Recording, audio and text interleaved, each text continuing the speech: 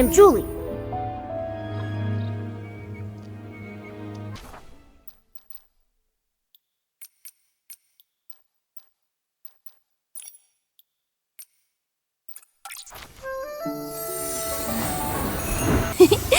A brand new outfit to greet a brand new day. Everything feels brighter.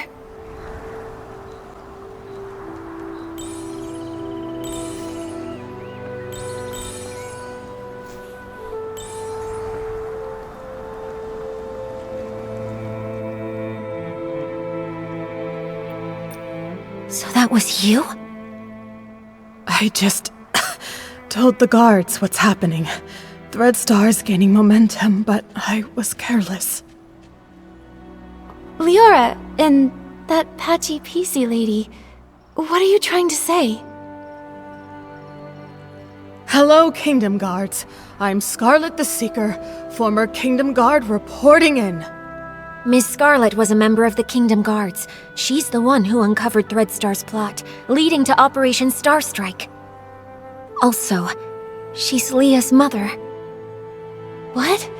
What are you talking about? Let me explain. I discovered Threadstar's conspiracy all because of Leah. Leah was my daughter, a lovely girl. Unfortunately, she was sick and left me too soon. I always kept her little clothes by my bed, pretending she never left. I missed her dearly. Then one day, her clothes disappeared. A tiny PC appeared in their place. She turned to me and called me Mama. I thought this PC was a blessing from the gods, so I called her Leah. I cared for her fabric, we played, and I sang Leah's favorite song, Small flower, braids in rows, the dreaming child with secrets glows. Ah, happy days. I always slept with a smile on my face, until she vanished too. Gone without a trace, like she never existed. I looked everywhere, but never found her. So I started investigating all the cases of missing PCs, hoping to find a clue. That's when I noticed Threadstar. The Kingdom Guards took it seriously, and Operation Starstrike succeeded. Threadstar was seemingly gone, but I still wasn't able to find my dear Leah. No matter where I looked, I never saw her again.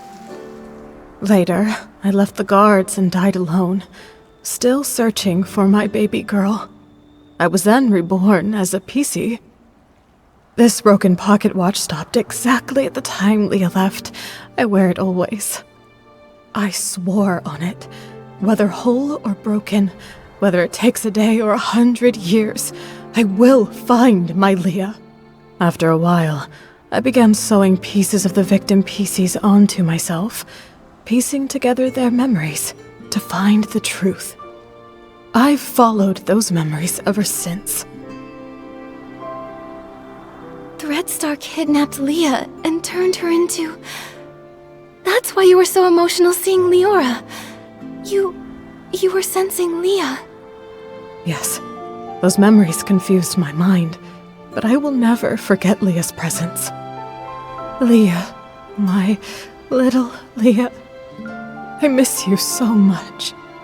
Wind blows soft on the ridge, sending our sorrows off the bridge. Leah knows your voice. I know. I followed Benny here because I suspected that over the decades, he's been helping Threadstar pick kidnapping targets. Wait, so you think Benny is a member of Threadstar? That's why you attacked him? Attack? I did chase him, but I didn't succeed. How come... What a liar. Benny wasn't at the fermentation zone his first day at the estate. I found him there, but that was early on the second morning. Wait, that's the day after the first poisoning case. A whole entire day after Benny claimed he was attacked. His first day hiding in the estate, I couldn't follow him inside. The next day, I followed him to the fermentation zone, trying to catch him. I was distracted by a noise, probably one of his accomplices. He escaped, and I wasn't able to attack him. The so-called attack was just a setup. I understand now. We need to catch Benny quickly. Don't worry, Gordon asked Jenny to keep him locked up. Both he and Coolyn have already been detained. Unfortunately, the PC who attacked Julie used some forbidden power to strike from a distance. I didn't see them, so I can't be sure if it was Benny. That's okay. You get some rest. I'll take it from here. I'm heading back to Ripple Estate to have a talk with them.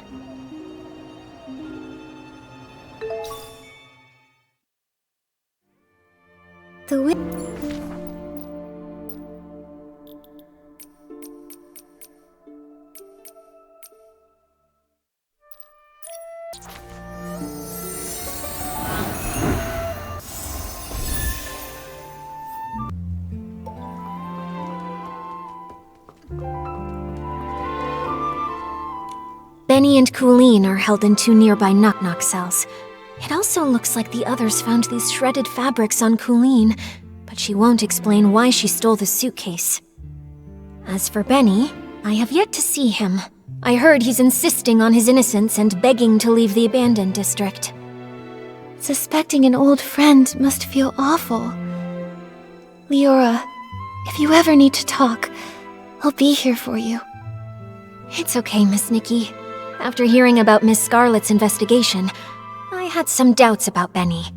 After all, if it hadn't been for him, I wouldn't have started renting costumes from Threadstar. Huh? Didn't you start to suspect him when Threadstar got into trouble? Threadstar was popular then, and their custom stage costumes were in high demand. Benny was a perfectionist and wanted me to rent a magical costume to boost my influence. It wasn't that strange to me. So just like I never told Juliet about these things, I never told Benny I was investigating Threadstar either. But I never expected to run into him here, right when we were tracking down Threadstar's remnants. Returning to the abandoned district after a long time and running into so many accidents, it's hard not to be suspicious. Indeed. I've been afraid to face him because I'm worried I might get a bad answer. Liora, were you close to Benny in the past? Close? Yes, I suppose. As my agent, even though he was treated differently because of his facial scar, he always did his best to shield me from unwanted gatherings and fought for me to have more opportunities. I appreciated him. Benny said the scar was an old injury. Did he get it back then? No, it was even earlier. He was born from a torn piece of clothing. The owner of the clothing was a struggling actor who had an accident. It happened during a very dangerous performance. Both he and the costume were left with a permanent scar, and his dreams shattered. When I met Benny, he never really spoke about it, but kept washing himself and tidying the house, as if trying to repair every broken piece of his life. The pain from that accident, just like that scar, never faded from Benny's heart. Maybe because of this, he was a perfectionist and very strict with me, demanding I be a perfect star in everything I did. But he also cared for me a lot, like an older brother, ironing out every crease in my costume and making sure to tidy up my messy dressing table. At every performance, he stood backstage, applauded me, and gave me a bouquet of flowers. He wanted the spotlight on me even more than I did, as if the light could also heal his scars. Sorry for rambling. The most important thing to do now is to figure out what they're hiding. I think we can start by questioning him. If what I know about him isn't entirely based on lies, then he's not someone who's good at keeping secrets. All right, leave it to me. Momo, let's go ask Benny some questions.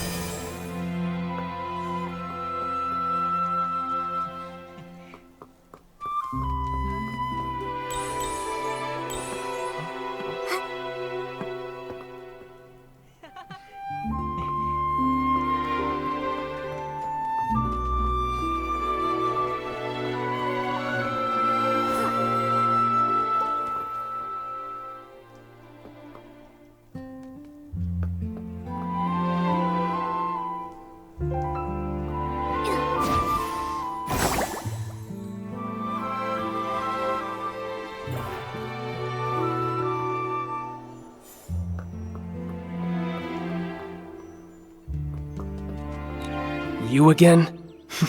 Detectives. Is it my turn to be treated like a suspect now?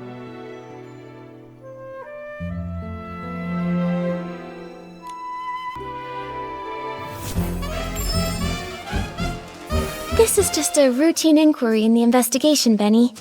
If you're truly innocent, I recommend that you cooperate fully and answer my questions seriously. Where were you when we were chasing Coolyn in the Ripple wine cellar? Were you her accomplice in stealing the suitcase?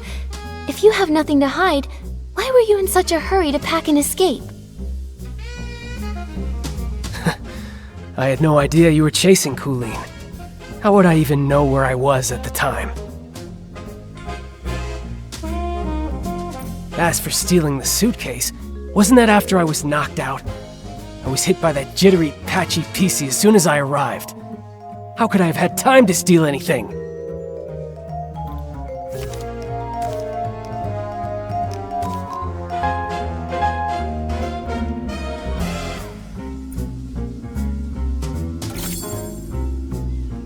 Benny, I'm afraid that what you don't know is that we've already spoken with that patchy PC you mentioned.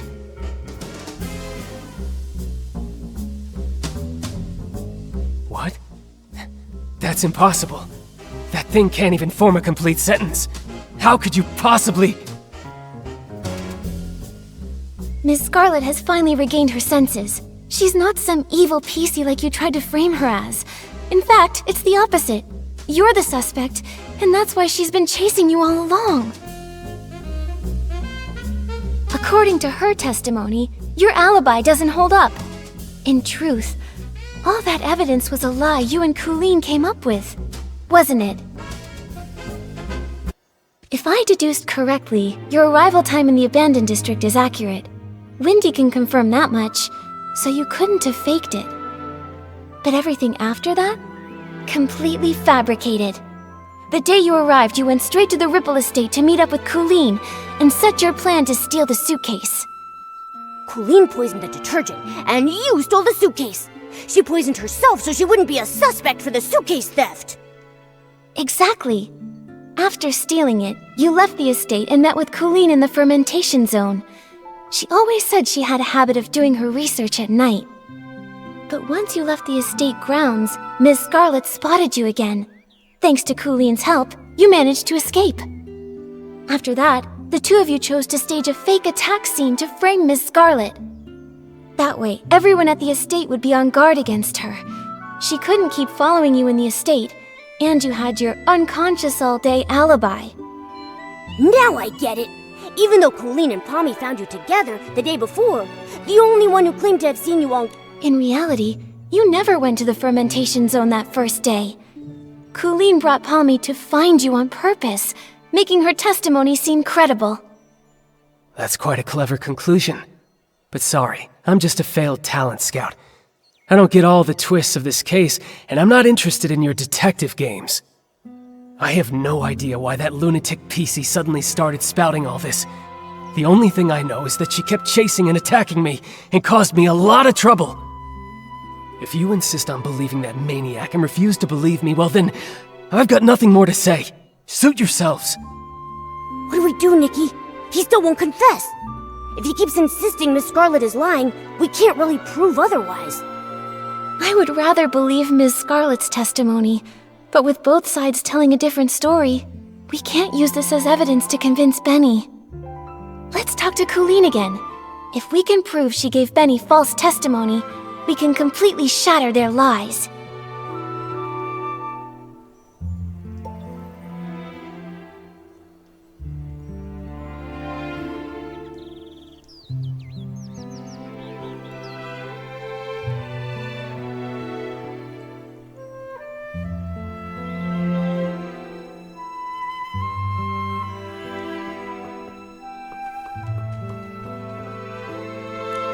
So now you've sent a human and this little yellow furball.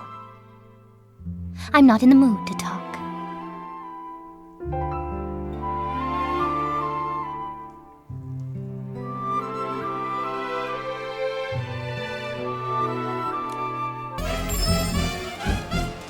Coolyn, refusing to talk won't help. Since you had the guts to steal Madame Julie's suitcase, you should have been prepared for the truth to eventually reveal itself. Since things have progressed this far, you might as well cooperate and tell us your reasoning for stealing the suitcase. You're so gentle with the birds, so why stay loyal to a cruel organization like Threadstar? Steal a suitcase? Nonsense. You were chasing me so fiercely that I got scared and hid for my own safety, that's all. I didn't steal anything.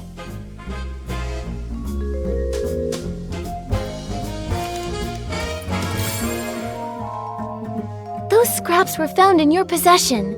Still going to deny it? Just some cloth scraps. I used them to test detergents. What? Is there a rule against bringing your own scraps to Ripple Estate? If they were really just scraps for testing detergent, why did you keep carrying them while running away? Even when you were cornered, you still wouldn't let them go.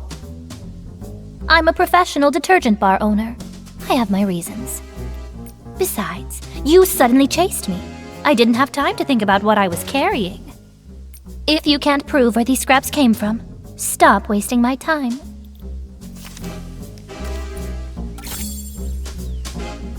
Coolyn, does this piece look familiar? We found it near Madame Julie's suitcase at Golden Fields, the one you didn't manage to take. If we compare this piece with the scraps we found on you, it will prove they're the same fabric. Or do you need to see a lab report before you'll admit it? I actually left a piece behind. Looks like you just admitted to being the suitcase thief. Now, one more question. Benny was your accomplice, wasn't he? His so-called coma was just your cover. He was never attacked at all, was he? And what does it matter if I am the suitcase thief? Give it up. I'll never tell you anything else. As for Benny, I'd never seen him before I came here, and I'd never bother faking evidence for him.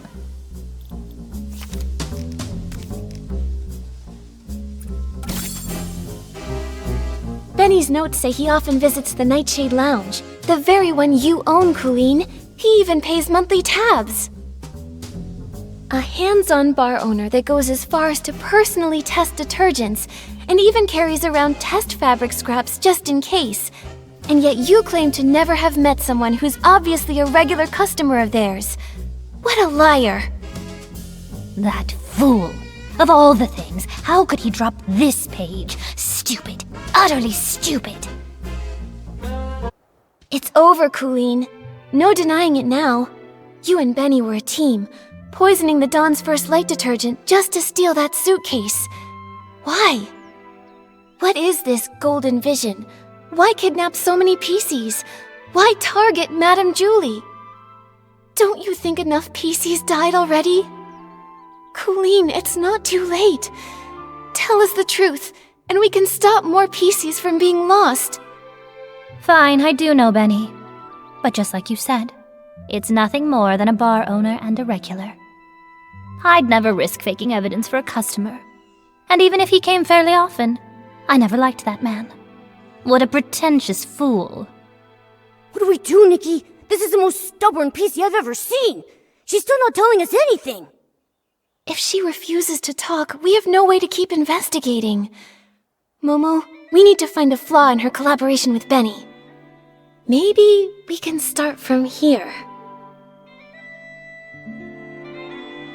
Could Benny's journal page reveal more clues? We need to prove that his connection with Coolyn goes beyond just a bar owner and a customer. Huh? But we only have this single page, and it's all about Benny's work. There's nothing that shows any link to Coolyn.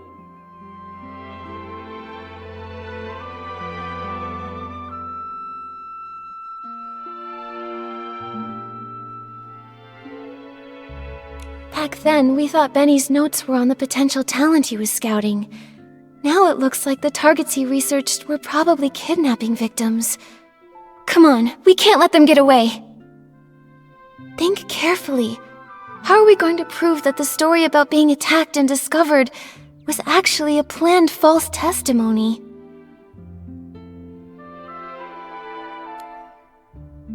I've got it! Coolyn, could you please describe the state you found Benny in for us? If you are both telling the truth about what happened, both of your stories should match perfectly, right?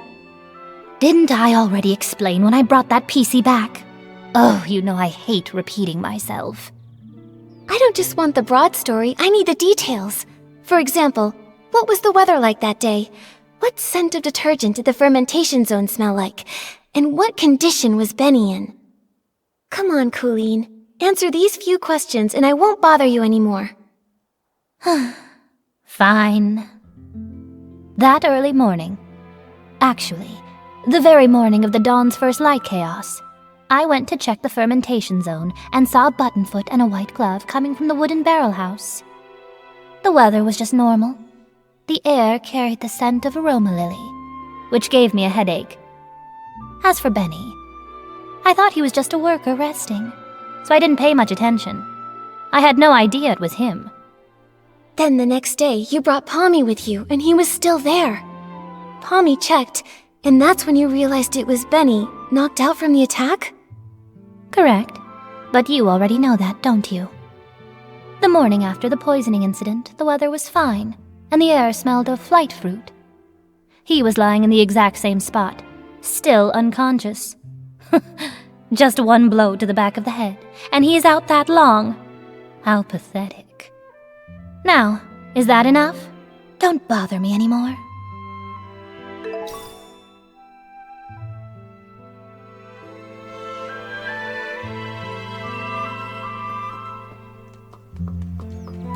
Come on, is this ever going to end?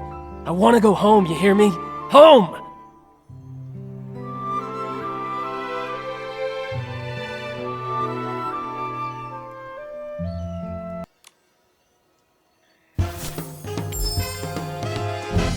Benny, we have one final question. If you can answer it honestly, then maybe you can go home sooner.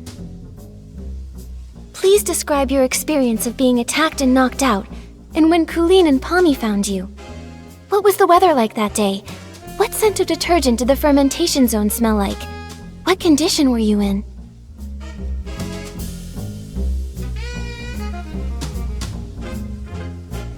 Questions. Why so many questions? I already told you. I arrived that very morning when the dawn's first light incident happened. It was still dark when I reached the estate. I got lost for a while before I found the fermentation zone, and then ran into that sneaky PC. As for the weather, it was pitch dark. Who knows what the weather was like? The scent? Probably something like wool fruit. I was really tired at the time, I just wanted to ask for directions.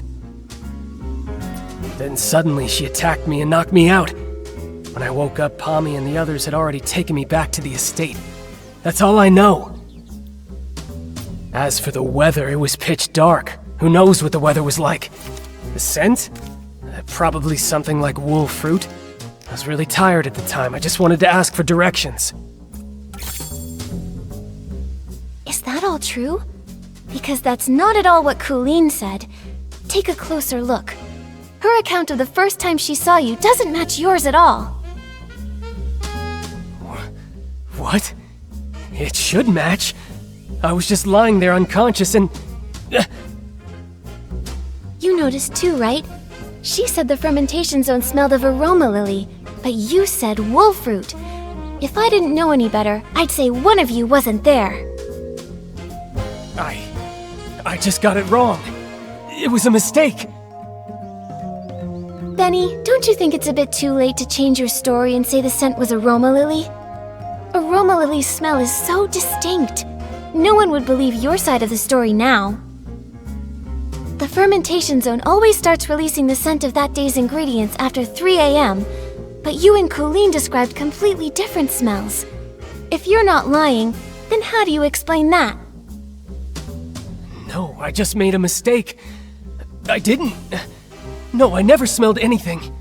You pressured me into saying something, so I just blurted it out. Wait, I remember. I remember now. It wasn't past 3 a.m. when I arrived. I got to the abandoned district by 2 a.m., so I wasn't lost that long. I wandered a bit after that, of course, but not for long. Then I saw that crazy PC's pocket watch. It read 2:30. Exactly. I just forgot before, but now I clearly remember. There was no scent being pumped out at that time. Don't try to trick me.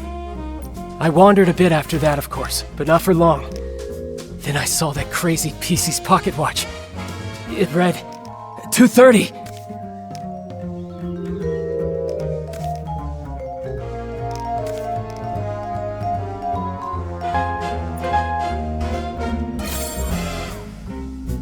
You made a huge mistake, Benny. You keep trying to frame Ms. Scarlet, but you don't know her story, or the spirit and the sheer willpower behind her pursuit.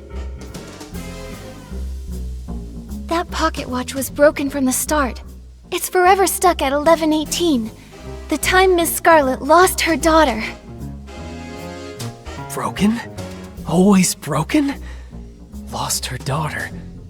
No, I don't understand. Her daughter was murdered by Threadstar. You couldn't have seen 2:30 on that watch, so you're lying. Benny, I suggest you confess. It's over, Benny. Time to admit you lied. We already know your background. You're both Threadstar's villains, sent to the abandoned district to carry out the Golden Vision, right? This is your last chance to redeem yourself.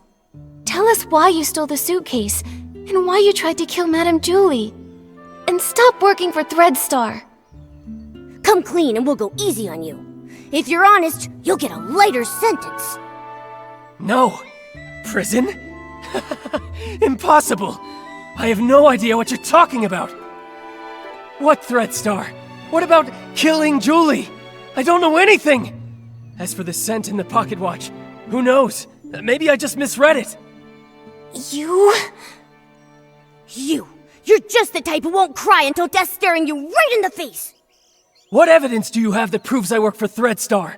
Show me. How can you verify that I helped Coolyn steal the suitcase? You caught her, right?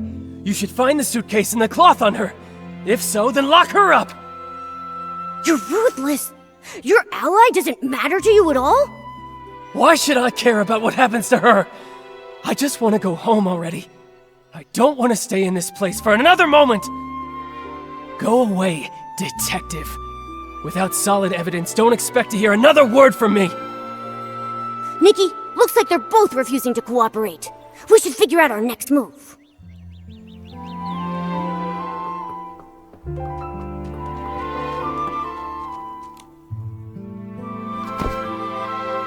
Phew. These two are hard to deal with. They're starting to crack, but they still won't confess. Don't lose hope, Momo. At least we know they're partners now. Benny's so-called attack probably aligns with my theory. It's just a story they made up. Threadstar must have sent a few members to the abandoned district to carry out the Golden Vision. Well, what exactly is the Golden Vision? And why would they want to hurt Madame Julie so badly? What should we do now, Detective Nikki? Their lips are totally zipped. Not even a hint. How are we supposed to piece the story together when we have no clues at all? Hold on. Like I've said before, no matter how perfect a crime seems, if you look closely enough, cracks will always show. Bad seeds only grow bad fruit. I doubt that we're going to get any more information from Coolyn. She would rather confess to stealing the suitcase and accept being punished than tell us what really happened.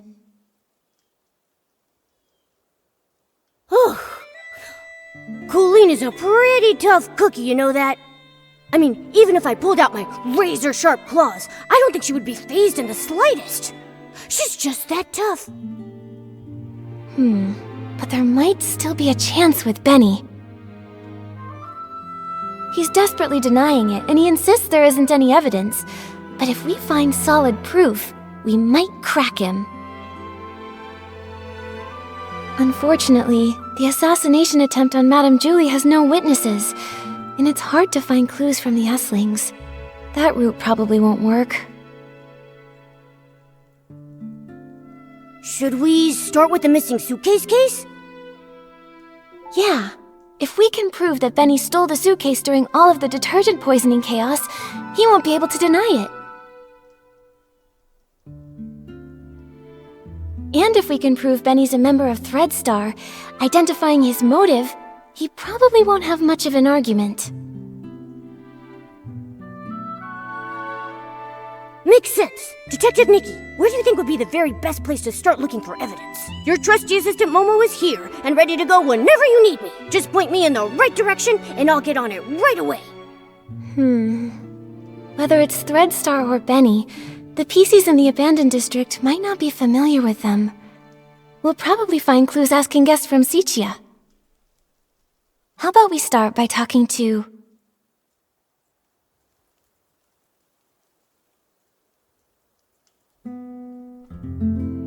Liora. Since Benny was once Cersei's agent, she must know Benny's past better than nearly anyone else around. Alright, let's get going. With Nikki on the case, we've got this.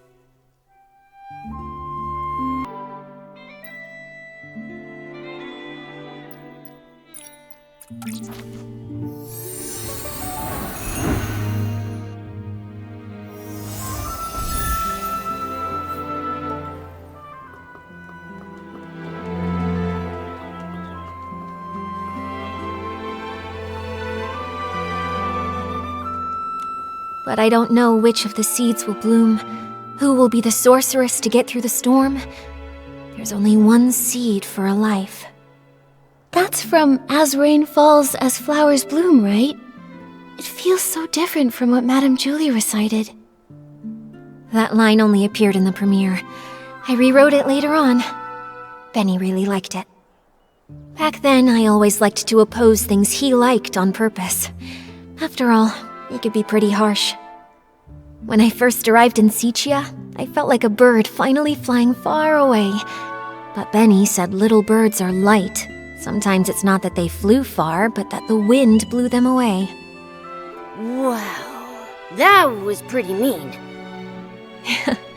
He's always been stubborn. How is the interrogation going?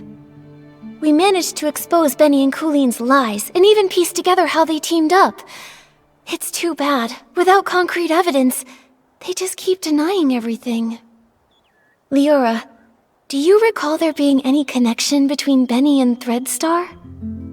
Back then, I was so focused on researching performance costumes that I distanced myself from almost everyone. After becoming a PC, I never saw him again. However, back when Mr. Leon was still human, he often rented costumes from him. I even saw the two of them discussing the details backstage before my last performance. And Mr. Leon has always lived in Sichia.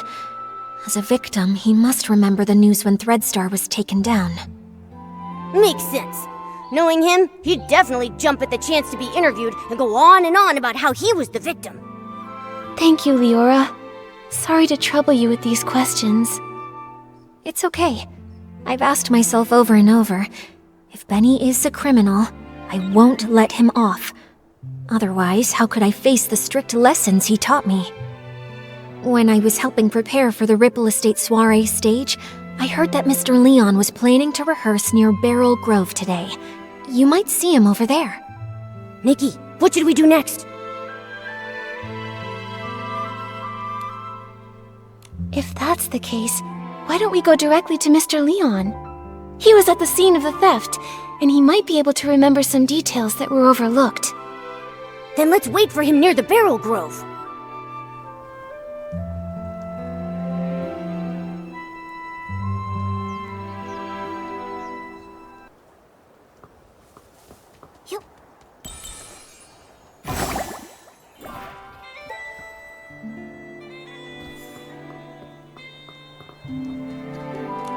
Write it all down!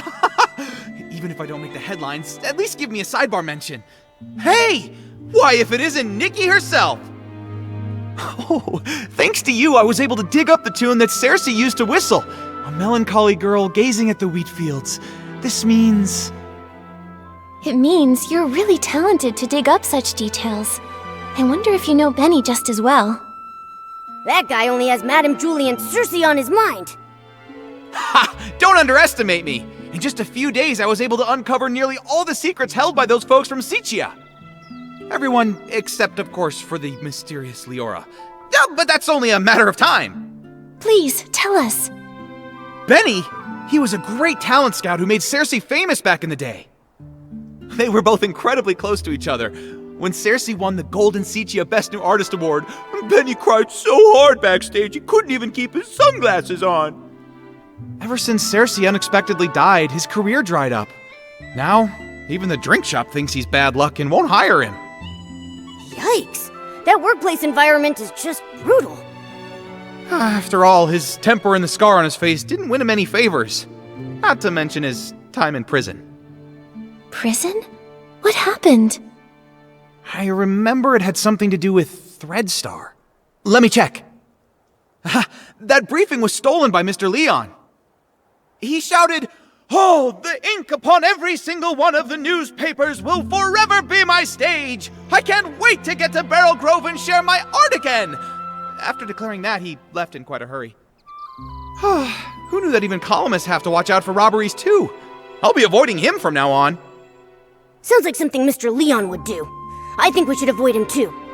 Nikki, what do we do now?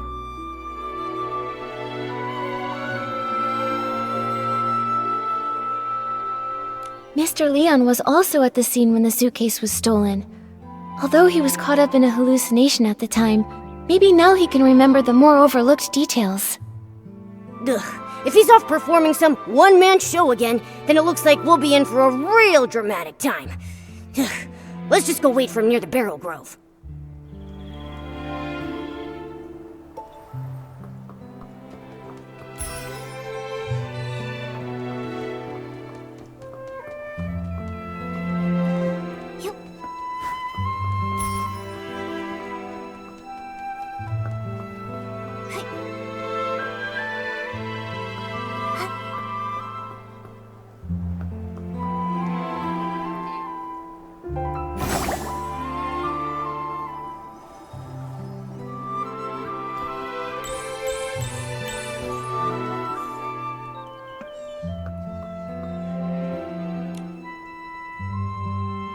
Oh, this world is even sadder than the drapes at the Backwater Theater.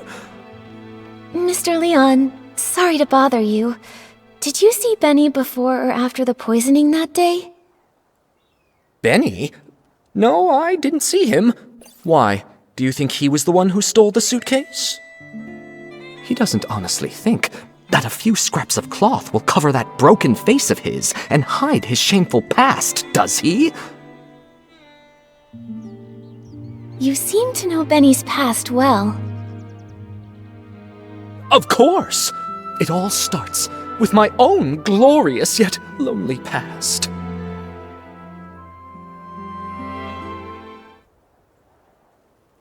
A boy more fragile than an unfinished script. When he arrived in Sichia, his dreams were even bigger than the city. Even though he had already become a piece of living art, that era of foolishness trailed behind his shadow. On snowy nights, his monologues put the basement's hairband slugs to sleep. The applause that should have followed, lost along their way. Until one day, a kind gentleman gave him a gift powerful enough to shake the world, whispering, "Wear it, wear it." He knew everything has a price. Nightmares, pain, reminding him of their existence.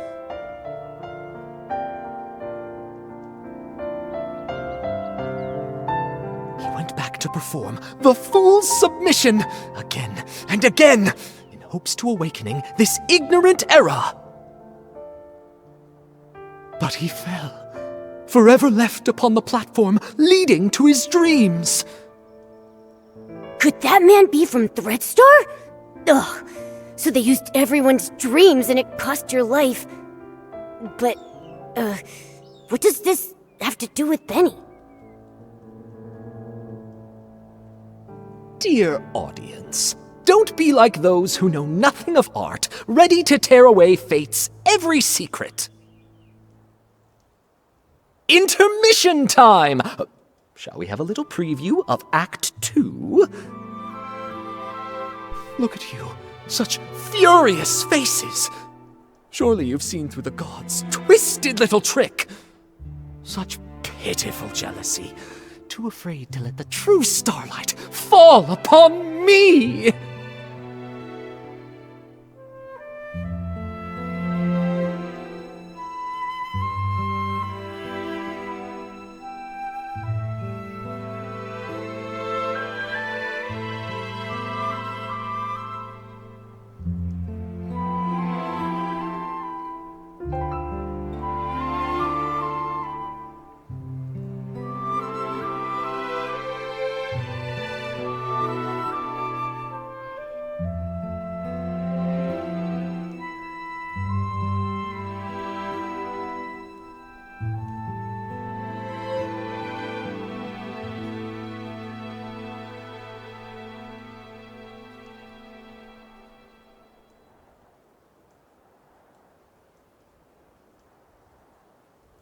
Sending that evil messenger, Benny, with fake generosity and kindness, politely selling costumes to me, all secretly marked with the price of downfall.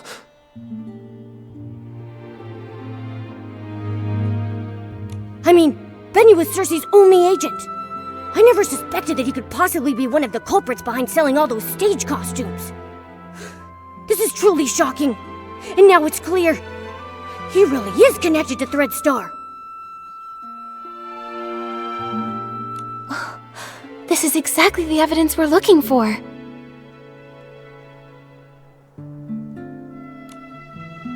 Mr. Leon, thank you for your help. I never expected that you too were hurt by Threadstar, and never got to perform your solo show. It's fine, it's fine. Every step on stage I make now is rehearsal. All in preparation for the full submission. Just wait and see. The boy who fell on the platform will be back, carrying all the scripts rejected to expose this fake world. Nikki, can we finally take down Benny now? Let's expose Threadstar's whole scheme and reveal the truth behind everything they've been hiding. This suggests a link between Benny and Threadstar, but we'll still need solid proof that he's the one who stole the suitcase if we want to expose his secrets. But no one suspected Benny when we investigated the suitcase theft case before. Where do you think we should start digging from here? Ha! Miss Nikki. There were plenty of audience members obediently seated under the stage that day. Why not go ask them? You mean... Oh, right! We questioned Squeaky and Belford, but we got caught up with running around. We haven't even interviewed Liora yet. Maybe she'll link Benny to stealing the suitcase. Then what are we waiting for? Come on, let's find Liora and ask her.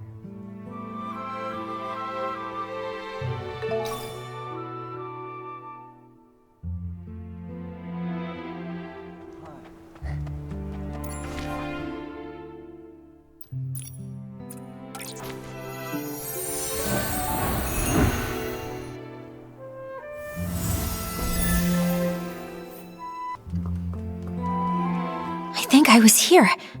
And then... Liora, are you recalling what happened the day the suitcase was stolen? Miss Nikki, yes. While you were all busy with the questioning, I just stood by doing nothing.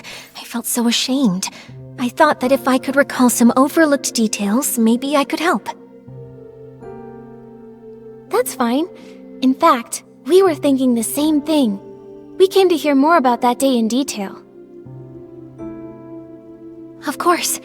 As always, the first to receive the dawn's first light that morning were the on-duty staff, so they would be able to quickly return to their posts. After I applied it and was about to head back, I noticed some staff were already showing symptoms.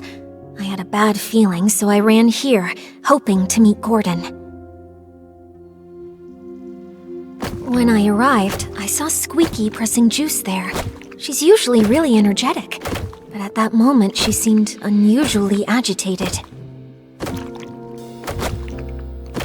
If you say so, it really sounds like she must have already been hallucinating back then. She was talking about flying fruits, runaway bags, all sorts of impossible things. At the same time, I saw Belford approaching. He carried a bunch of detergents but was already unsteady. It sounds like Belford was about to hallucinate too. I wanted to help him, but I quickly started to feel dizzy myself, stumbling and bumping into him. Lots of detergent spilled. The smell was strong. Oh, this must be the fragrant fireworks Belford told us about. What then?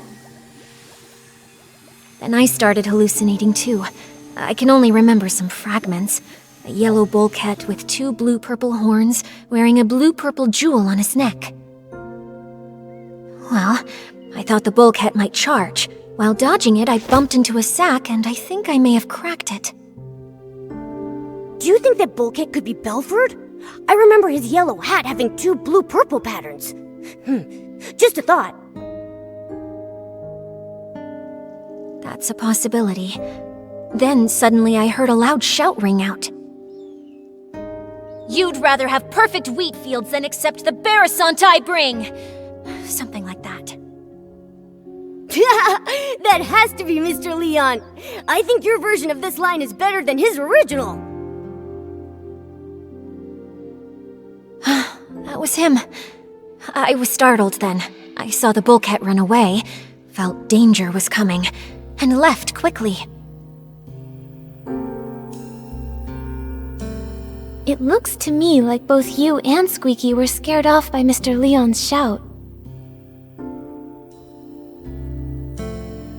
When I came to my senses, I was at a remote water spot, soaked through, and there was no one nearby. So that's what happened. We met the other witnesses Liora mentioned to us, but I can't shake the feeling that something is off. There should have been one more PC there, the thief. They couldn't have disappeared without a trace. But what exactly feels wrong? Don't rush things, Miss Nikki. Maybe we can simulate an interrogation. Treat me like a suspect, find any inconsistencies in my story. Maybe the truth is hiding in plain sight. Great idea! We should get started.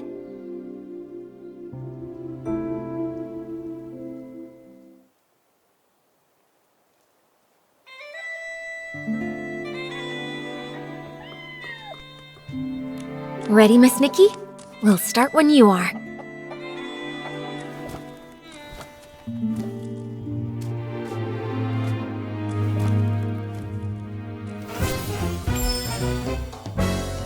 Liora, could you please describe again what happened nearby that day? Especially the part where you saw Squeaky and Belford. Not a problem. When I arrived here, Squeaky seemed already caught up in hallucinations, pressing juice with wild agitation. Belford was on the other side, transporting detergent but already unstable. I tried to help but felt dizzy and accidentally bumped into him, spilling the detergent. After that, I fully slipped into hallucinations and fought with an imaginary bullcat. Well, I think that was a mistaken vision of Belford. Later, I was startled by Mr. Leon's passionate performance. With Belford pacing around nervously, we both left the place. That matches with Mr. Leon's testimony. I don't see any issues. Later, I was startled by Mr. Leon's passionate performance. With Belford pacing around nervously, we both left the place.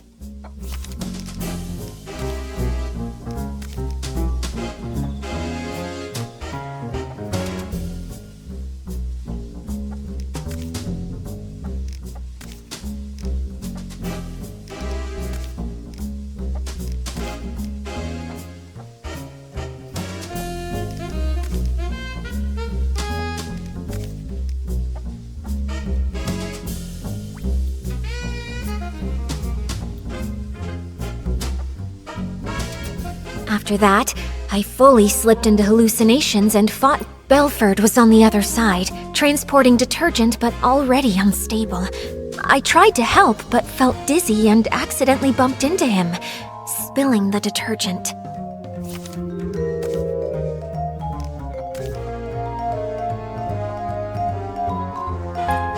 It seems consistent with my description. Miss Nikki, the real gap might lie somewhere else. Belford was on the other. After that, I fully slipped into hallucinations and fought with an imaginary bullcat. Well, I think that was a mistaken vision of Belford. It seems consistent with my description. Miss Nikki, the real gap might lie somewhere else. After that, Belford was on the other side, transporting Got it. Liora testified that she bumped into Belford and accidentally spilled detergent all over the place. Since both of the hallucinating PCs left after that happened, there's no way they could have neatly arranged the detergents found in the corner. But last time we investigated here, we saw lots of organized detergent bottles near where they bumped into each other. Someone stood the bottles back up, and that PC who did so is very likely the culprit. Miss Nikki, please let me examine these bottles. This one's scent. It's Benny. Why do you think it's Benny? I'm not sure you remember, but I mentioned when Benny was my agent, he was incredibly attentive, helping me organize clothes, even tidy my dressing table. Scripts I carelessly left lying around would be stacked neatly, and any makeup I may have spilled on my desk would be arranged just like these detergent bottles. I should mention, this detergent scent is the one Benny usually uses. We often see Benny washing his hands. It seems he always carries detergent with him. Yeah, although this fragrance he usually uses is quite common and very mild, when placed alongside these other nearly scentless detergent bottles here, you can still figure out the difference between them. Moreover, only this bottle has been slightly used, and the bottle's cap has an extra seal ring inside of it. That's Benny's signature. If Benny stole the suitcase, after doing the dirty work of lockpicking, he'd want detergent to clean his hands. I now suspect that the big sack I accidentally bumped into, after being startled by Mr. Leon's performance while I was hallucinating, was actually Benny. Benny was washing his hands while he was also startled by Mr. Leon, bumped into you, and dropped this detergent? Exactly. That's definitely possible. But so far, it's just speculation based on Benny's habits. It's hard to prove. Exactly. And since this detergent is so common, Benny could easily blame another PC for leaving it behind. I think we'll need to dig a little deeper. This interrogation simulation has been really helpful to us, Liora. If you can keep assisting us while we clear things up, we would really appreciate it. It would be my pleasure.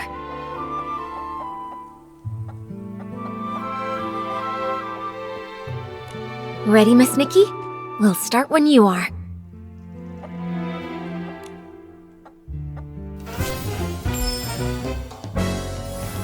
bottle of detergent with a different scent really was dropped by Benny. Oh, I see. In that case, there's still one suspicious detail. When Benny was looking for the detergent that he had dropped, he tidied up the spilled bottles by force of habit. But if he had the time and energy to do that, how could he have not taken the detergent he actually dropped? Indeed. In his case, not having detergent is probably as bad as not wearing clothes. I think maybe he did take a bottle of detergent, just the wrong one. Miss Nikki, what do you think? Indeed. In his case, not having detergent is probably as bad as not wearing clothes.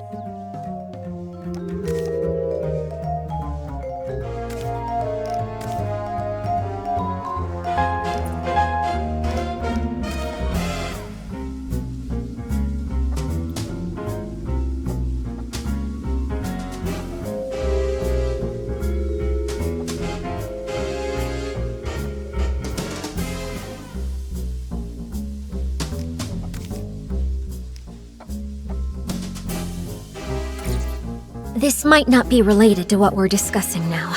What we need to figure out is what exactly Benny took. Indeed. In his case, not having detergent is probably as bad as not wearing clothes. I think maybe he did take a bottle of detergent, just the wrong one. Miss Nikki, what do you think? Nikki, think quickly. All the spilled detergent here has to come from just one source. Indeed. In his case, not having detergent is probably as bad as not wearing clothes. I think maybe he did take a bottle of detergent, just the wrong one. Miss Nikki, what do you think?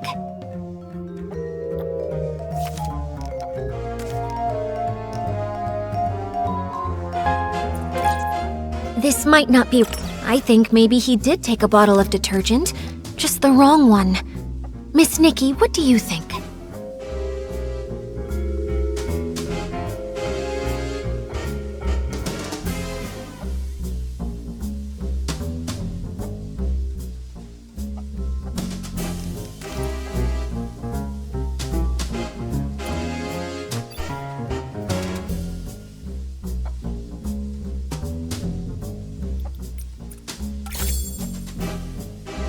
I remember Belford mentioned that the only detergent he's been transporting recently is the super-duper palmed detergent. It doesn't smell like anything, and matches the characteristics of these detergents. I see. Since the bottles all look alike, and the scent difference is minimal, it doesn't surprise me that he grabbed the wrong detergent in a hurry. Even if Benny did grab the super-duper palmed detergent by mistake, he probably realized it a long time ago. If he's already thrown away that bottle, we can't investigate further. Maybe we can find supporting evidence from other testimonies. Have other witnesses seen anyone with a distinctive appearance in their hallucinations? Like how I saw a sack with a big tear. Besides Liora, there's Belford, Squeaky, and Mr. Leon. Nikki, did any of them report seeing anything? Have other witnesses seen anyone with a distinctive appearance in their hallucinations? Like how I saw a sack with a big tear. There doesn't... Have other witnesses seen anyone with a distinctive appearance in their hallucinations? Like how I saw a sack with a big...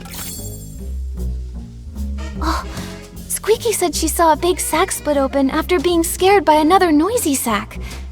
Maybe what she actually saw was Benny, who got a big shock from Mr. Leon.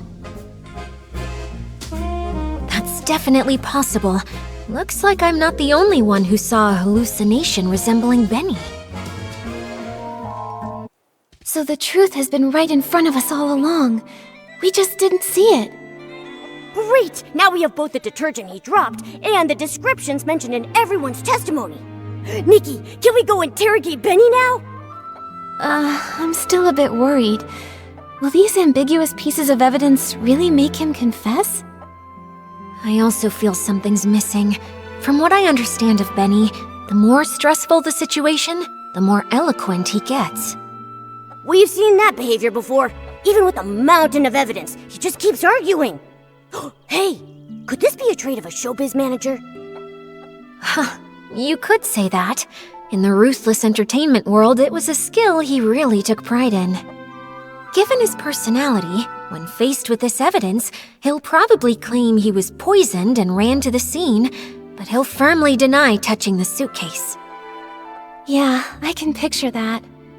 Looks like we need solid proof to show he did actually come into contact with Madame Julie's suitcase. Liora, please help me one more time. Just one last interrogation simulation.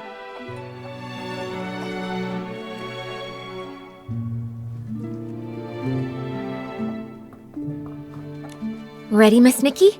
We'll start when you are.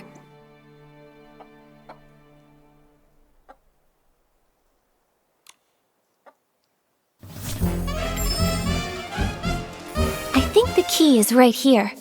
How can we prove that Benny made contact with Madame Julie's suitcase? To prove that, we need to find marks on the suitcase that only he could have left. Benny definitely washed his hands with the super-duper pumped detergent he grabbed by mistake, but this detergent doesn't have any distinctive scent. Besides the scent, what kind of flaw could super-duper palmed possibly cause? I remember the effect of super duper pumped is very special. Besides the scent, what kind of flaw could super-duper palmed possibly cause?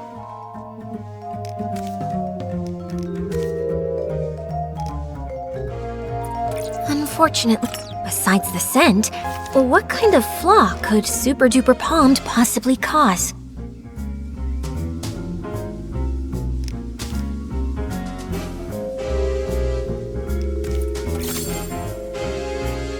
Alan once told us that Super Duper Palmed can amplify the effects of other types of detergent, so powerful that the estate won't even sell it to any outsiders.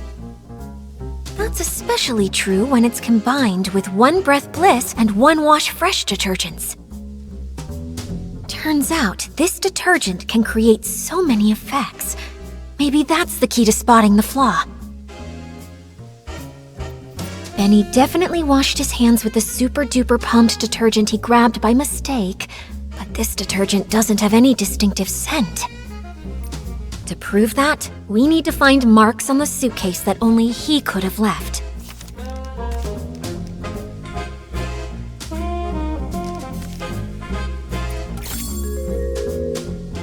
Madame Julie's suitcase is covered in dirt and scuff marks. If Madame Julie saw it, she'd be upset for sure, but she carefully picked the fabric for this suitcase.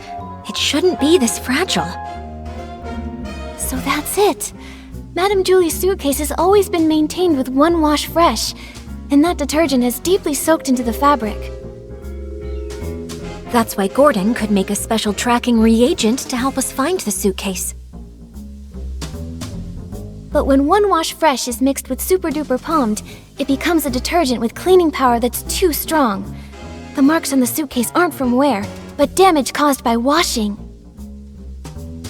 Oh, during the theft, the suitcase was covered in dirt, and Benny washed it with the detergent he had on hand, but the two detergents combined, damaging the fabric. Exactly. It's probably because he realized the fabric was getting damaged that Benny didn't dare keep cleaning. Otherwise, with his obsession for cleanliness, he wouldn't have tolerated so much dirt still on the suitcase. Liora, could you help think this through? With this evidence, is there any way he could still deny it? Considering Super Duper Palmed is not officially sold outside the estate, this evidence is quite conclusive. If he were desperate enough to fight back, maybe he would try to claim the marks were there before the theft? The suitcase did travel with Madame Julie to Sicia and was used in faking her death, so it's possible it was damaged earlier. Other than that, I can't think of any loopholes. He's got nowhere left to run. The suitcase did travel with Madame Julie to Sicia and was used in faking her death, so it's possible it was damaged earlier. If he were desperate enough to fight back, Maybe he would try to claim the marks were there before the theft?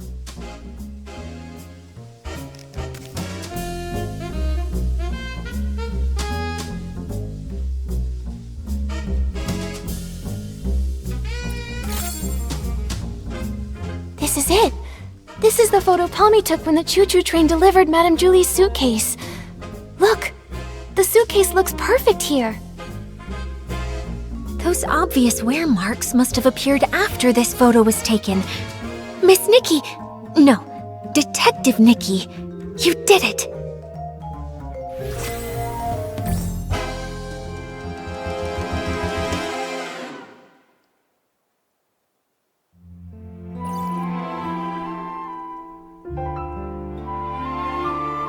So this is what really happened that day.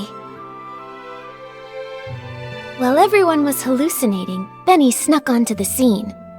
No one knew that a new guest had arrived at that time, except for Coolyn. After stealing the suitcase, Benny washed his hands out of habit, using the detergent he'd brought. Then Mr. Leon shouted his lines, startling all the PCs. Liora knocked over Benny's detergent bottle. When he went to pick it up, he couldn't help but organize the scattered bottles. But he took the wrong detergent, the super-duper palmed, the one that Belford was responsible for transporting.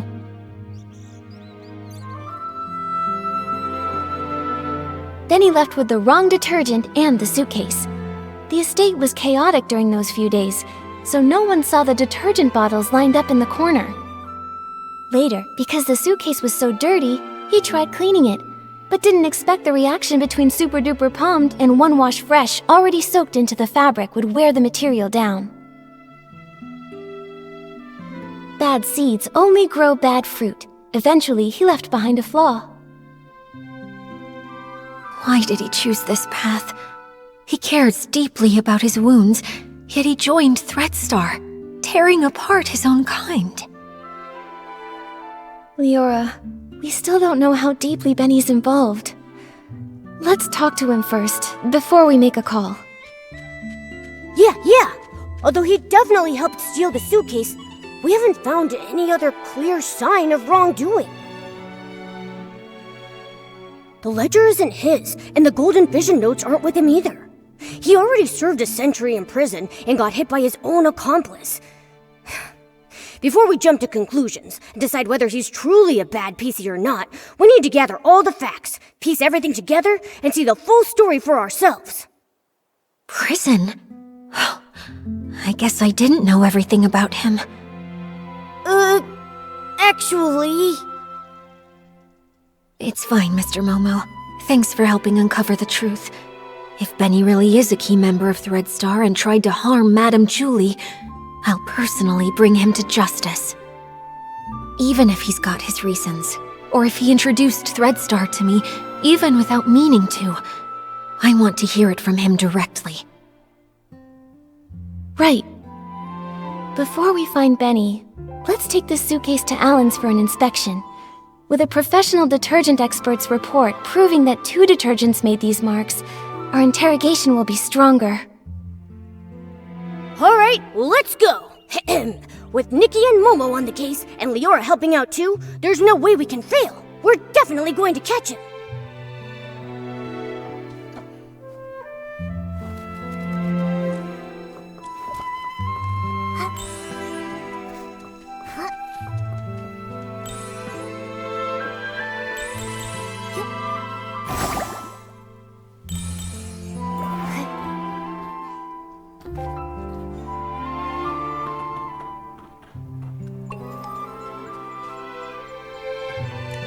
Oh, by the Silvergale! Isn't this Madame Julie's suitcase? You found it! But why is it so dirty and damaged? The Sovereign of Sexy should always be elegant, charming, and flawless from their head to their toes.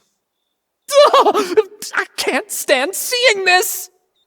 Actually, we wanted to ask you about the damage on the suitcase.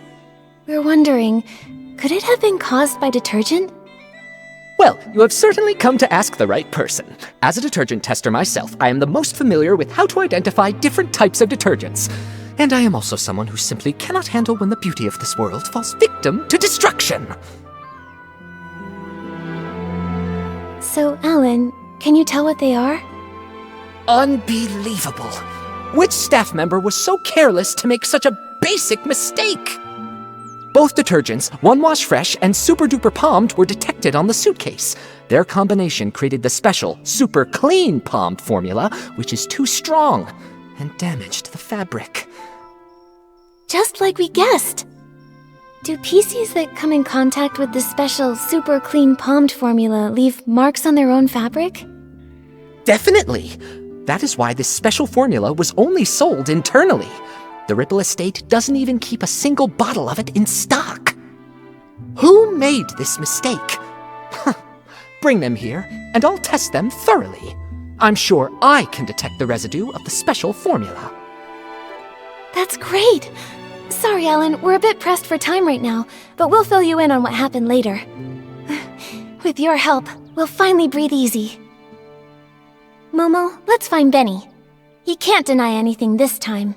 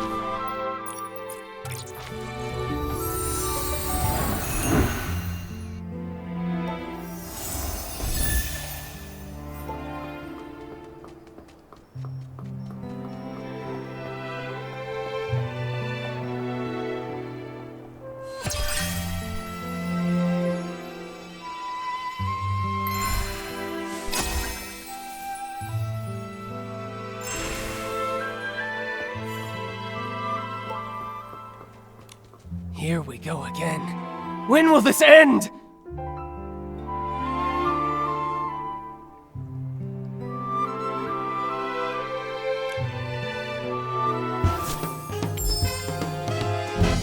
Benny, we've brought solid evidence this time. There's nowhere left to run. Tell us everything about Threadstar's plot. No way.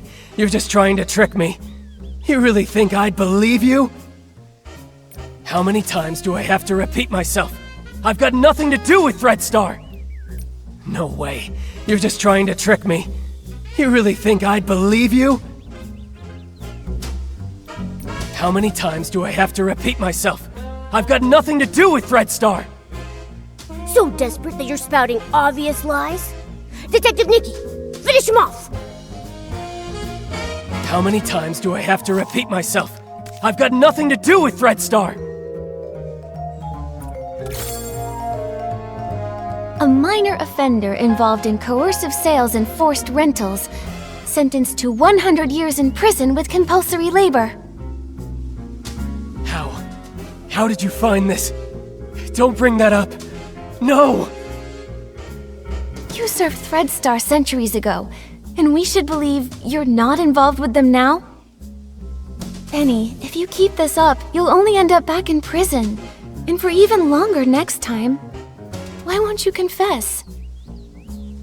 No! An old newspaper can't prove a thing! It happened so long ago. How is that evidence? I never stole the suitcase, or tried murdering Julie. Coolyn! She's the one who did it! Centuries ago, I had no idea that Threadstar's costumes were even made like that. I have nothing to do with them! Oh, he's about to crack! Come on! Centuries ago, I had no idea that Threadstar's costumes were... I never stole... No! An old newspaper can't prove a thing! It It happened so long ago. How is that evidence?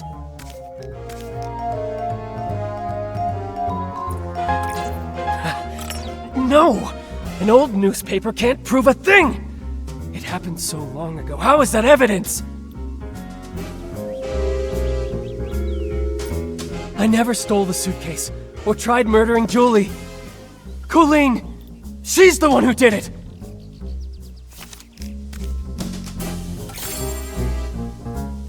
Do you see it now, Benny?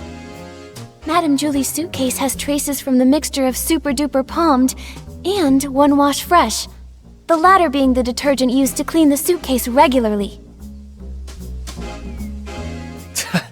So what? Where did that Super Duper Palmed come from?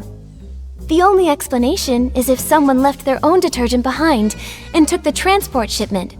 And I think the culprit is you. No!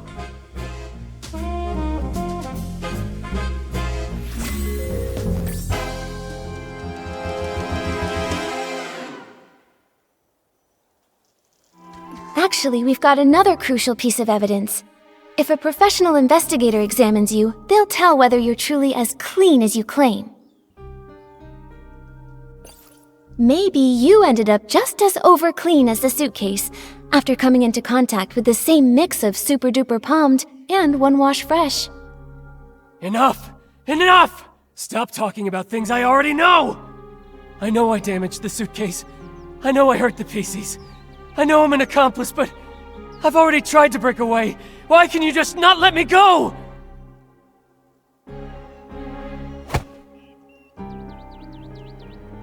You've gone to prison for a century and still don't get it?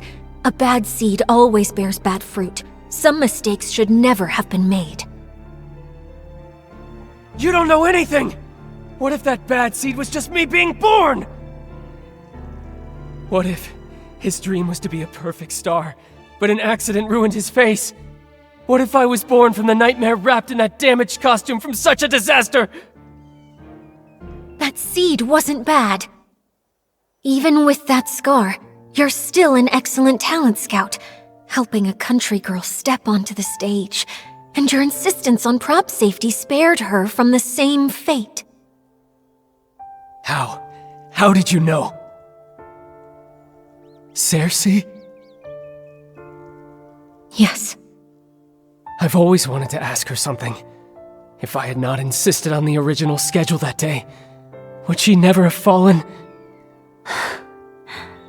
She was doomed to die. She was investigating Threadstar's costumes and was targeted. How come? No, I should have known. I rented those costumes. I just didn't dare to think about it. After I got out, I was a ragged scrap with a 100-year sentence, shunned by everyone. Only Threadstar gave me a chance to keep creating perfect stars. So I told myself it was okay, that I was just a fringe PC on the sidelines. I stole the suitcase, but I didn't want to think about what was inside it. I kidnapped the PCs, but I didn't want to see what happened to them afterward. A crime is still a crime. No matter how you tried to dodge it before, this time you still bared your claws at Madame Julie and tried to kill her.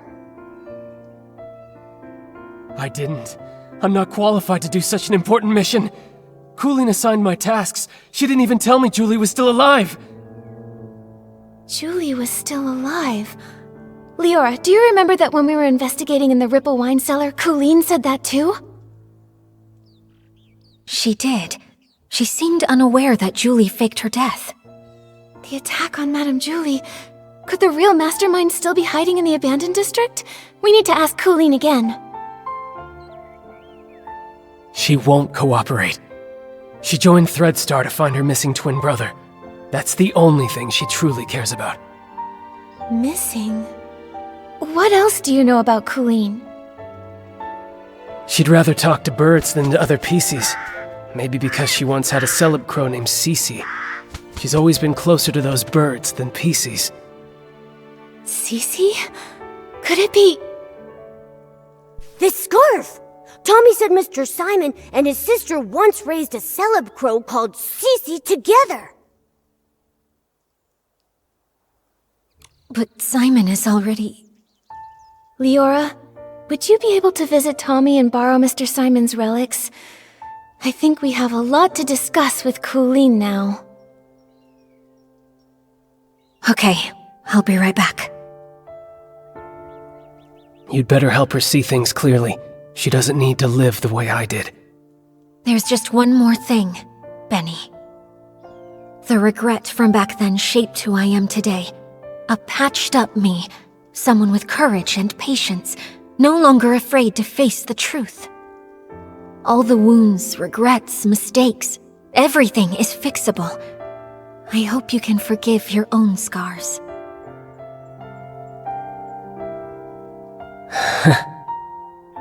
If only Liora had told Benny this sooner. Benny's done so many bad things, no one's going to forgive him. Maybe what Liora meant was that having regrets and flaws doesn't mean that life has to end. It's never too late to start mending.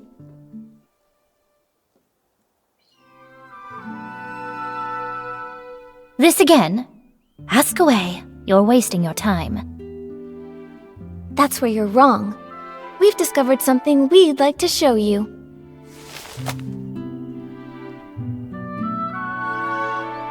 Tommy informed us this scarf belonged to a late senior columnist. He was on his way home, planning to give this scarf with its subtle bird embroidery to his sister. Because... they once raised a celeb crow named Cece. Where is he? What do you mean by late senior columnist?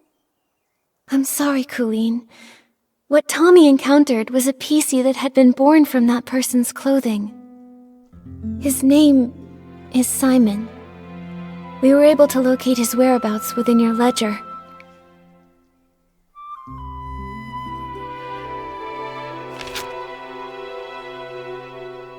I didn't mean to. I didn't know. I didn't know! I think this letter was meant for you. It's possible he may have taken on a new PC name to conceal his true identity, hoping to meet you again someday. But I'm sure that hearing that new name, it must have felt very unfamiliar to you.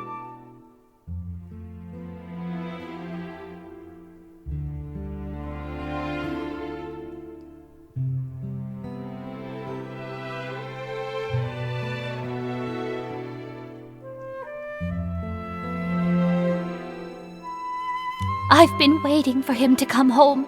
I took my medicine. I took good care of Cece. I promised, even sick, I'd live longer than Cece, longer than him.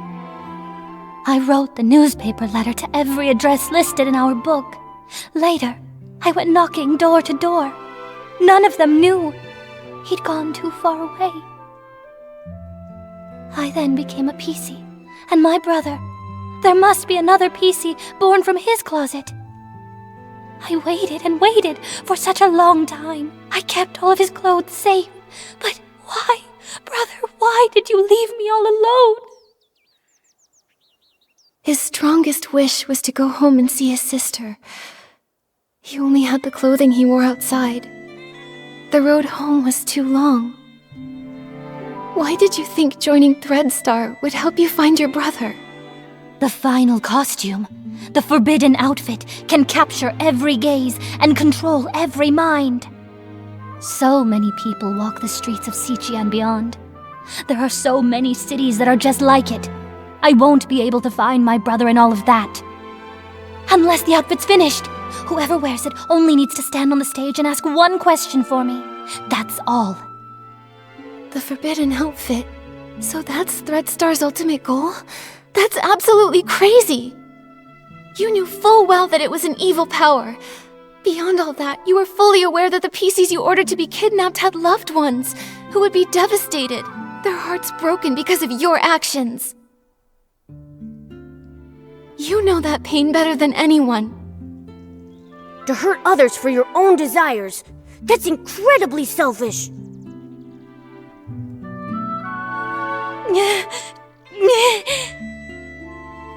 Enough of this, Coolyn. Don't you ever commit these evil acts again. I'm sorry.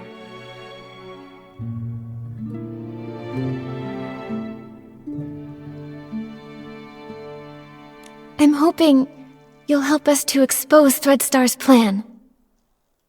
The forbidden outfit is almost complete. Julie is a natural star, and the golden vision is aimed at using her as the final material. But I don't know who attempted to assassinate her, whether she actually died, or what the fabric I took was about. All I know is I was simply following orders to complete the mission. So, you're telling us there's a hidden boss giving you orders? We've been tracking the culprit all along, yet they somehow saw through Madame Julie's fake death and responded right away. They couldn't have reacted so fast without being at the scene. This matches the plan between Madame Julie and Liora. Right here, in the abandoned district, lies the true mastermind behind all of Threadstar's evil plans. The problem is, we still can't figure out who they are. No matter how many accomplices they have, we'll catch them all! Right. Madame Julie got hurt, so she's probably still resting now. When it's daytime, we should talk to Madame Julie.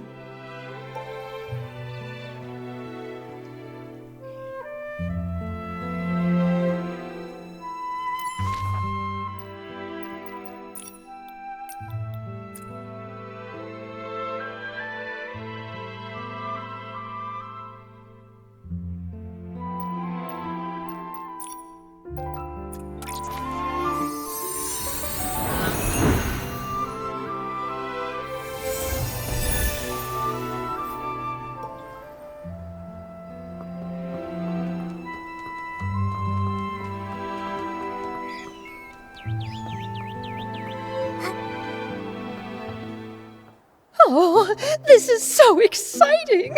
What's next? Madame Julie, Liora, what are you talking about? Just bragging about how smart and brave my little Nikki is, and how she took down Threadstar and smashed their schemes. Yeah, without Nikki's help, I don't think our risky plan would have ever worked. And I'm just a first-time detective. I couldn't have come this far without everyone's help. However, the matter isn't fully resolved yet. The mastermind behind all this isn't Benny or Coolyn. It's someone hiding deep in the shadows. Until we've caught them, Threadstar could still hurt Madame Julie or any one of us.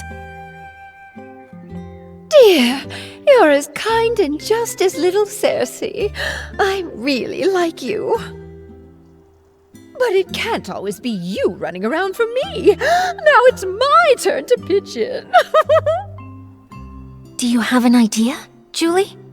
My little Cersei, do you remember our masterpiece? As the rain falls, as the flowers bloom. I've seen reports about it. It was a play starring Cersei and Juliet.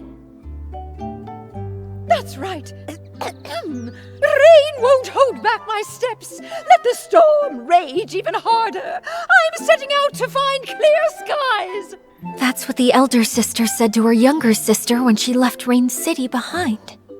Yes, and then it goes. But sister, they say beyond the city lies only deeper darkness. How will you pass through the clouds? How will you withstand the lightning? We are the sorceresses, and we ride our brooms. Look, the storm clouds lit by lightning. I'll pierce through them, pierce through the storm. You long for clear skies, only proven with your eyes. Only proven with your eyes. That's right. Julie won't go down easy. Madam Julie. It's really great to have you back. Oh, that's all thanks to my little Nikki. If she hadn't caught the remaining Threadstar remnants, I wouldn't be standing here today. Everyone can relax now. The last of Threadstar's remnants, Benny and Coolyn, have already been captured. Ripple Estate is safe once more. How dare they try to take Julie down? I should have defeated her, just me! The two of them have no shame. The raindrops creating ripples are the rhythm of my dance. Only through celebration may we drive the darkness away. Friends, let's celebrate together. The Ripple Estate soiree is about to begin. Yay! When the mastermind thinks we've lowered our guard and tries to strike Julie again, We'll get them right away and end this forever.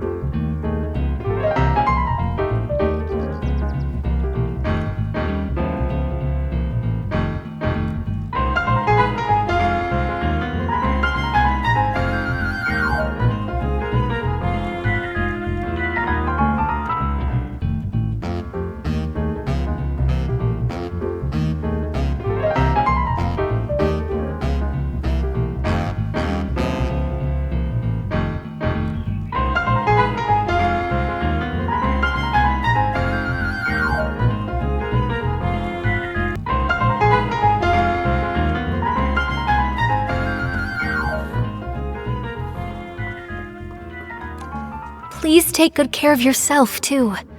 Leah, she'd be worried about you. Don't worry. Hi, everyone. Miss Scarlet, how's your recovery going? I'll be okay. Injuries happen all the time. When I was with the Kingdom Guards, I had more stitches on me than I could even count. But that still won't keep me down. But you're not fully healed yet. Are you sure you want to join the mission? My only wish is to catch the culprit, even if it means using every last bit of my strength to do so. Threadstar is cunning. I know that better than anyone. You'll be more likely to catch them having me around. Tell me the details. How are you planning to use Julie as bait to trap the culprit? Okay, at the opening of the Ripple Estate soiree, Madame Julie and I will team up for a styling duel and perform the first dance.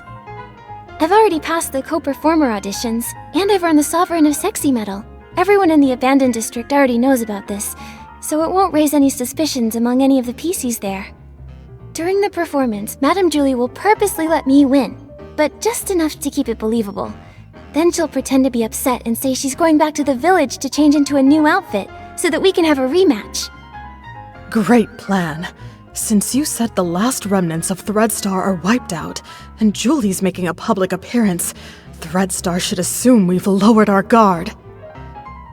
Right. When the soiree is over, any outsiders lingering in the abandoned district will be a lot more conspicuous and won't go unnoticed. When Madame Julie returns alone to the village during the party, it'd be the culprit's last chance to strike. They'll have to try.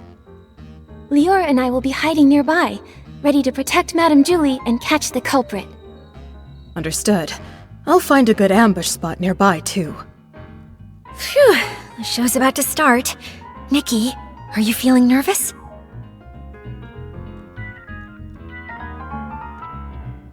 Of course. Madame Julie's volunteered to be the bait. No matter how much we prepare, I can't help but feel a little worried. Such a familiar feeling. Back when I performed as Rain Falls as Flowers Bloom with Juliet, I was always nervous. Every time the curtain rose, I faced a new audience. How would the audience react? Would I hear their applause or their boos? Would the stylists like what I was wearing? Would the critics like how I delivered my next few lines? Then, Juliet turned to me and said, "Don't see the audience as a storm you have to push through. Imagine that you are the storm." That really sounds like something Madame Julie would say. I'm afraid I still don't have that kind of boldness, even now. So I'll take it as a blessing. Yeah, no matter what tricks the culprit pulls, if we execute the plan well, we'll catch them for sure.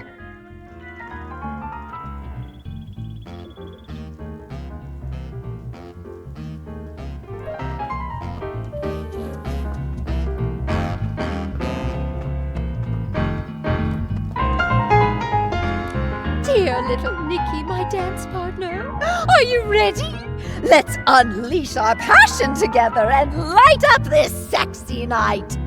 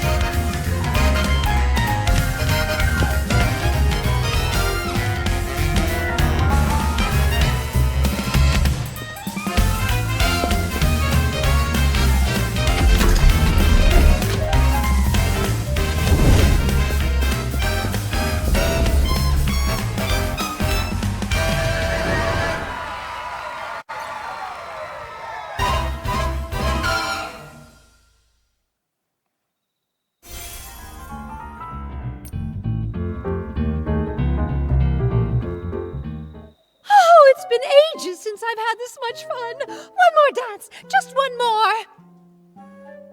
Madam Julie, I've already beaten you once in front of everyone. I don't want to look like I'm disrespecting the Ripple Estate. Oh, what nonsense. Do you think I, Julie, am afraid to lose? Don't underestimate the sovereign of sexy. I've still got an ace up my sleeve. Gordon made me an outfit that's full of whim. Once I pick it up from the village, I'll unleash my final move, the raindrop dance, and then we'll have another round. Whoa, I've never seen Madame Julie this eager to win. Have you ever seen Madame Julie lose? This is her first time facing as strong an opponent as Miss Nikki. One round's not enough. Exactly. Come on, let's grab some more detergents. There'll be more exciting performances later. Well, then I'll wait for Madam Julie to return from the village for another dance. Nikki, should we start getting ready? Right, let's head to Prosperville now.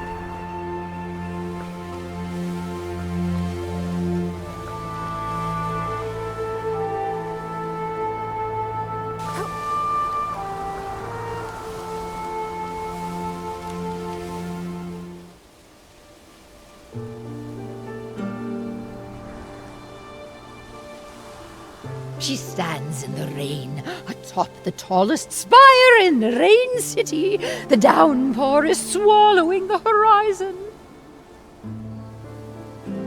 When the flowers bloom, I'll set out. But the flowers haven't bloomed yet, sister. And I only have one seed left. Beneath the curtain of the rain, she seems to see her sister's silhouette dancing familiar steps in the rain. Raindrops fall, sister dances on, ripples splash where her feet touch, the city's reflection blurs. Her steps quicken, becoming stranger.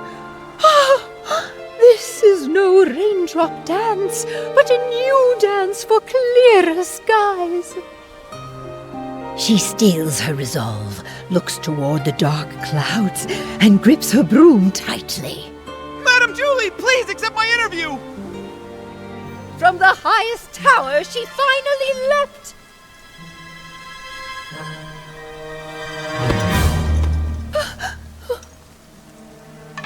What a nuisance. Catch him! She will pass through the storm. She will find clear skies. After him! Rain will fall. Flowers will bloom.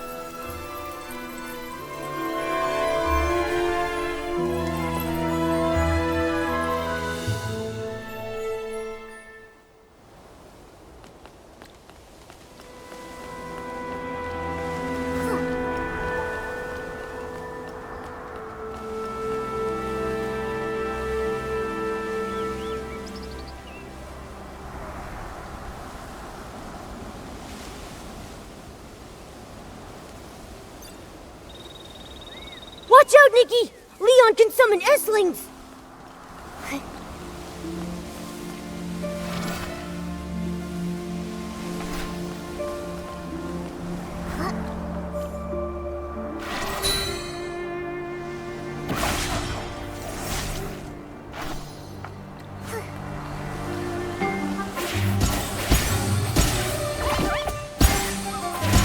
Look at your faces, so full of anger. Perfect play! That's right! I am the founder of Threadstar! Of course, this is just the most boring cameo I've ever played. Miss Detective, do you really think pulling back the curtain means victory?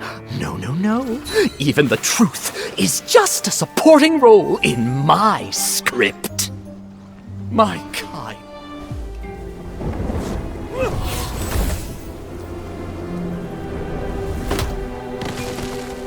Miss Scarlet! I've tailored lives for these reckless beings. Why won't they accept the true blessing? Watch out! Take a bow! Sorry.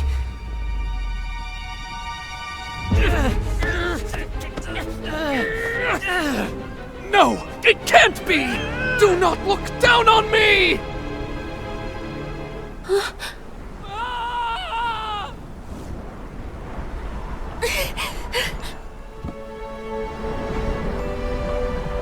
Benny! I'll go find him! So... just like this.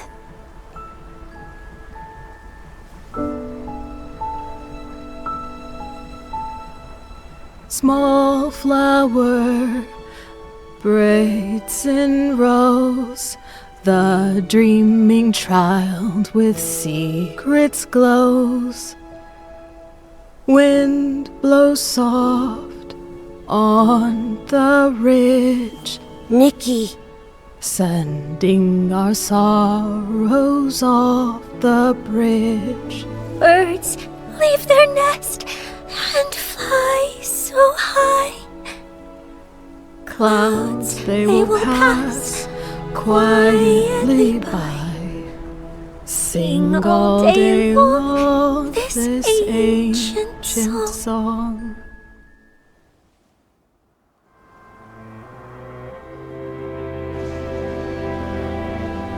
Ended successfully. Everyone okay? Nikki, looks like Liora wants to see us. Let's talk to her.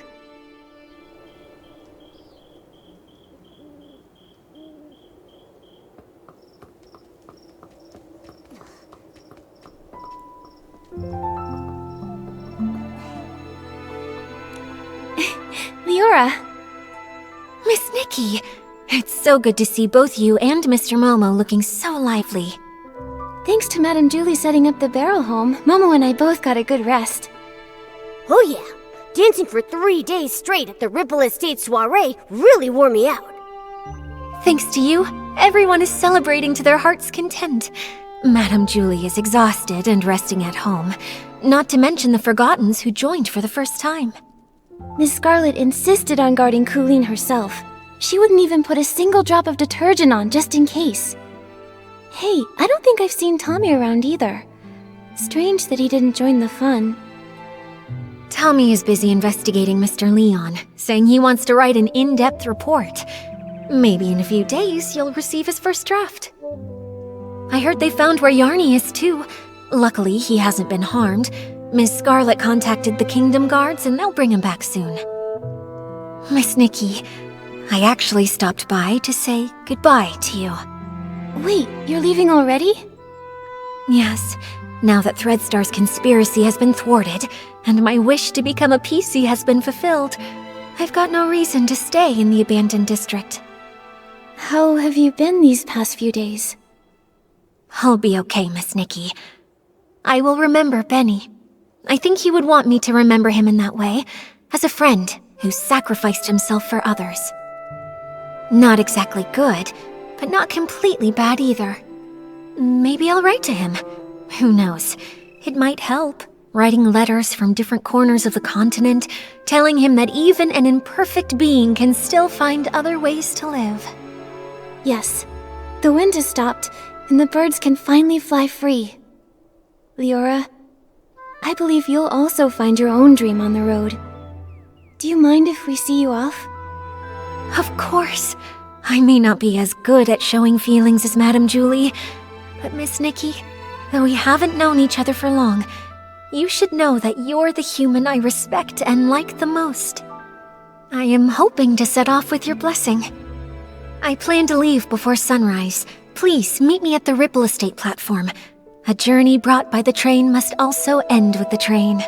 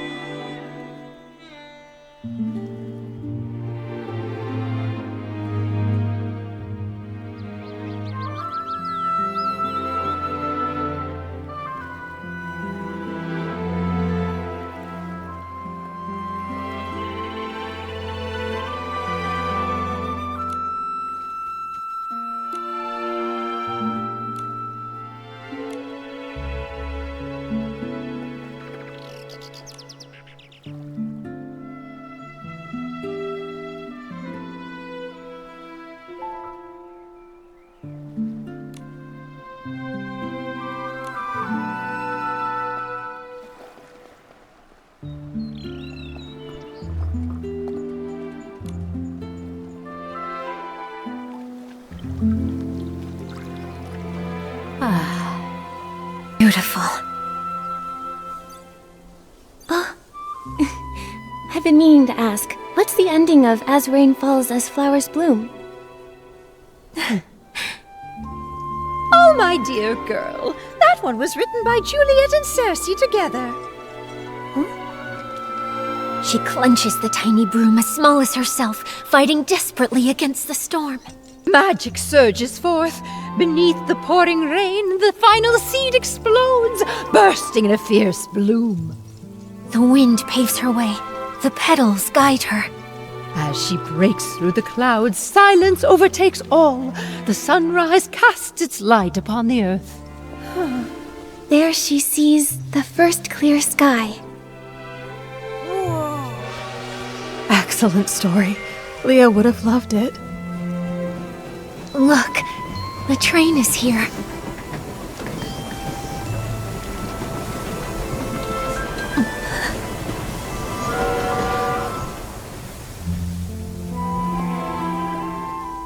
Goodbye, Miss Liora. Bon voyage. Travel safely. Right, Nikki and I will both miss you. You too. I'll miss you both so much. Oh, little Liora, at times like this, you know I always have too much to say. But I don't want to hold you up. I'll skip the fuss and simply wish you never-ending joy and freedom that knows no bounds. Thank you, Julie. Take care of yourself. Miss Scarlet, you know if you change your mind, I can leave it with you. Don't worry about me, kiddo. Take it with you. Take Leah to see the faraway places. This world is beautiful, isn't it? Let's go. Time to leave. Goodbye.